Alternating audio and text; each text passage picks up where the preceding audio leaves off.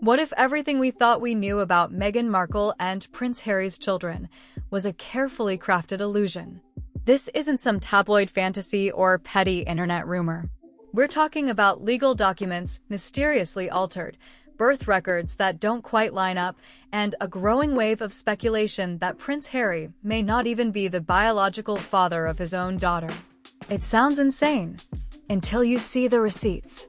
Because once you start pulling on this thread, the whole royal narrative begins to unravel. It started with a document, plain, official, and quietly strange. When Archie Harrison Mountbatten Windsor was born, the world expected the usual royal paperwork. But something was off. On his UK birth certificate, Meghan didn't list her full name, Rachel Meghan Markle. Instead, it simply read, Her Royal Highness, the Duchess of Sussex. At first glance, it seemed like a stylistic choice, maybe even a flex. But less than 2 weeks later, the record was legally corrected. Not updated. Corrected.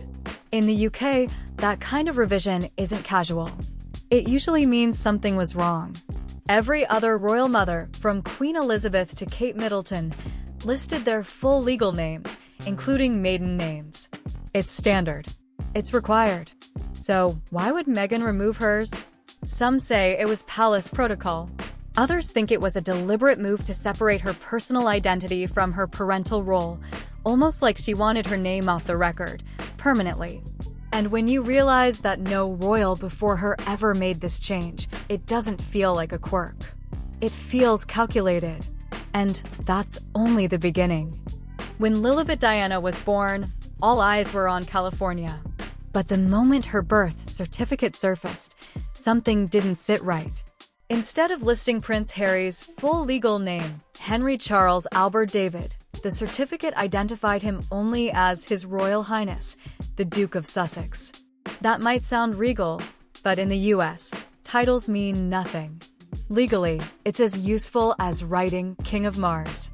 And that's a problem. In American law, birth certificates are binding legal documents. They're the foundation for citizenship, custody, even inheritance. If Harry's real name isn't on the form, he may have zero legal claim to Lilibet. The strangest part? Meghan didn't repeat the same mistake she made with Archie. This time, her full legal name was listed clear as day. One parent erased on one child's record, the other erased on the next. Coincidence? Or strategy? Some say it's a paperwork blunder. But if it were, why hasn't it been fixed years later? It's not hard to amend a document. Unless you don't want to. And that one missing name might be hiding a much bigger truth. Lilibet was officially said to be born in California. That's what the press reported. That's what the palace confirmed. But behind the headlines, something doesn't quite match. According to multiple sources and leaked details, the paperwork surrounding Lilibet's birth doesn't align with California. It points to Colorado. At first, that sounds random. But Colorado has one crucial legal difference. Its surrogacy laws are far more flexible.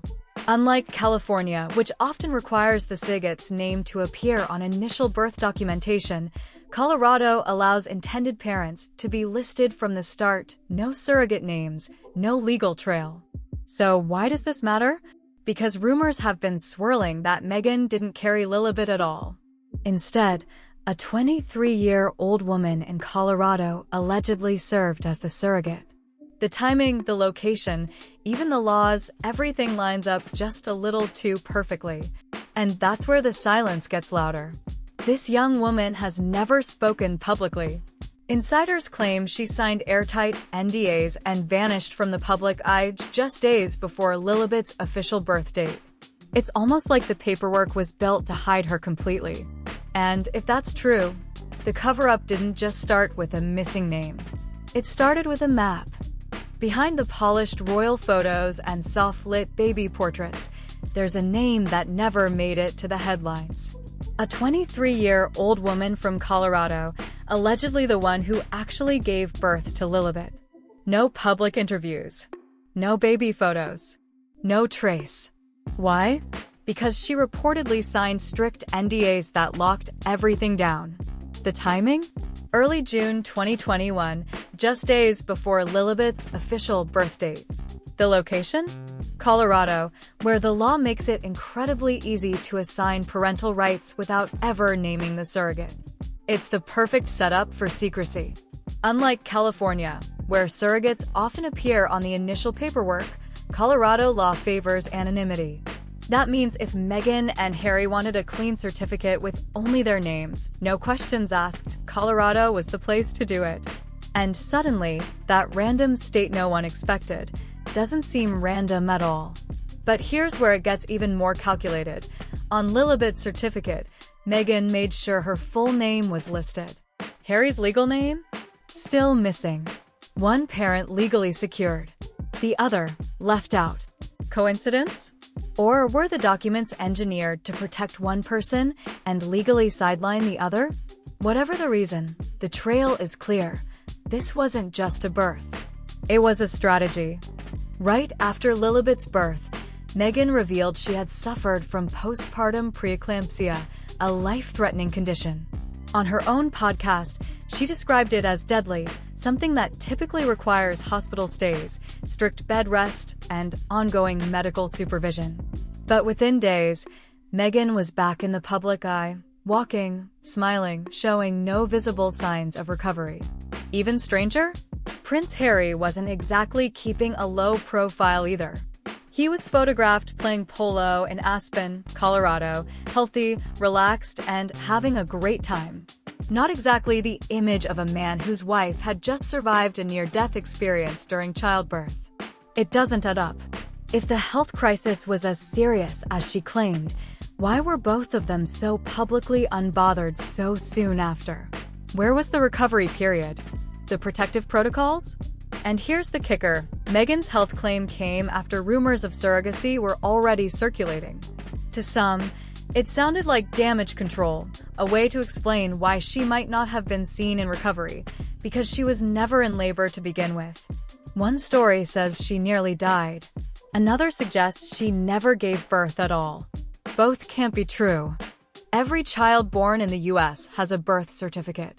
It's not just a keepsake, it's a legal foundation for citizenship, identity, and parental rights. So where's Lilibet's? The only document ever seen publicly is a certificate of live birth, a basic hospital-issued form confirming a baby was born alive. But that's not the official state-issued birth certificate. The final version, the one that goes into state records, has never been released. Not to the press. Not to the public. Not even leaked. Why? Was it sealed? Withheld? Or does it list something or someone they don't want anyone to see? There's also a quiet but crucial detail. Meghan made sure her full legal name was on that certificate. Harry's? Still absent. No Henry Charles Albert David. Just Duke of Sussex. That's not a legal identity in the US. It's a title. And titles mean nothing in a courtroom. If Harry's real name isn't listed, it doesn't matter who he is to the world. In the eyes of the law, he could be a complete stranger to his own daughter. And if that document was crafted with intent, then the missing name isn't an oversight. It's a warning. If Prince Harry's legal name isn't on Lilibet's birth certificate, the consequences go far beyond royal drama. They hit the core of parental rights in the US. Without a biological link, and without his legal name on the document, Harry may have no standing in court. No custody. No emergency decision-making power. No inheritance authority. Legally, he could be treated as a stranger. And here's what makes that even more alarming: it still hasn't been corrected. Not after months. Not after years. If this were just a paperwork error, fixing it would be easy. A simple amendment. A form filed. Done. But nothing's been filed. Nothing has changed. Which raises a disturbing possibility. They don't want it fixed. Because if Meghan holds full legal claim and Harry doesn't, that gives her total control. In a divorce? She keeps Lilibet. In a custody battle? Harry has no claim. No leverage. Just a title that holds no weight. It's a setup that feels less like a mistake and more like a legal trap crafted with precision. And the deeper you look, the more it seems like Harry was written out of the picture, long before the ink dried. It sounds outrageous, like the kind of rumor tabloids invent. But behind closed doors, more than a few people are whispering it. What if Prince Harry isn't Lilibet's biological father? The theory isn't built on gossip, it's rooted in decades-old royal rumors. Since childhood, Harry has reportedly dealt with a hernia complication involving one of his testicles. It's never been officially confirmed, but it's lingered in the background for years. If true, and if it affected his fertility, it could explain everything. The secrecy, the surrogate, and possibly the use of a sperm donor. Here's where it turns serious. In the US, parental rights are based on biological connection or legal documentation. If Harry has neither no DNA and no legal name listed, he's got nothing. Meanwhile, Meghan? She used her full legal name.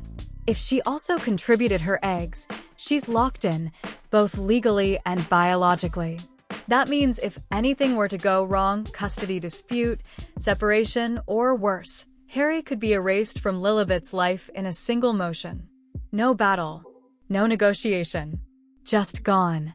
And if that was the plan all along, then he didn't just lose control of the narrative. He lost his claim to his own child. Want to continue with Section 9? That's where we dig into Meghan's emotional divide between Archie and Lilibet and what it might really reveal. To the public, Meghan Markle has always presented herself as a fiercely protective mother. But watch closely, and a pattern emerges.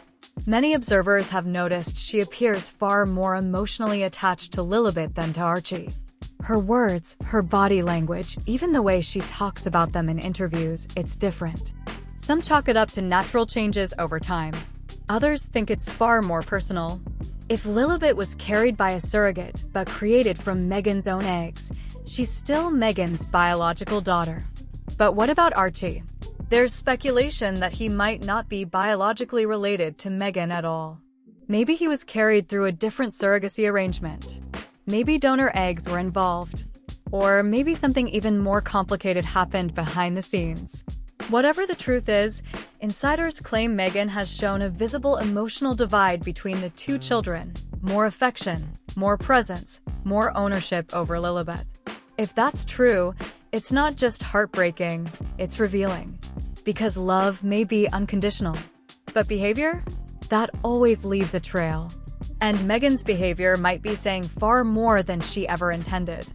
In July 2020, Meghan publicly revealed she'd suffered a miscarriage. The story was emotional, raw, and deeply personal. But what happened next raised eyebrows. Just days later, she was photographed visiting what was believed to be a dental clinic in Beverly Hills. But this wasn't any ordinary clinic, it also offers elite fertility treatments. And in those photos? Meghan carried what looked suspiciously like a cold pack pouch, the kind used after egg retrieval procedures. The timing felt too precise, too polished. Fast forward less than a year, and Lilibet is born under a cloud of secrecy, shifting timelines, and no confirmed birth location. Then came the so-called birth video Meghan tried to promote, shot in what looked more like a photo studio than a hospital. No masks, no pandemic restrictions, no sign of the strict protocols that were mandatory in California at the time.